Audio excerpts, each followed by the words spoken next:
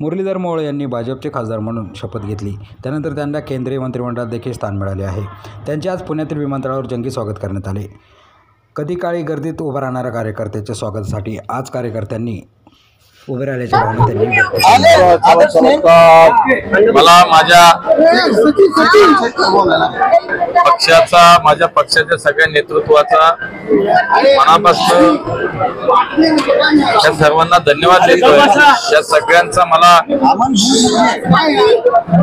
एक अभिमान आहे की वारंवार या विमानतळावरती समोर गर्दीत स्वागताला उभा असणारा कार्यकर्ता, आज त्या कार्यकर्त्याचं स्वागत करायला सगळे कार्यकर्ते आम्ही एकत्र, म्हणजे हे फक्त भारतीय जनता पार्टीतच होऊ शकतं।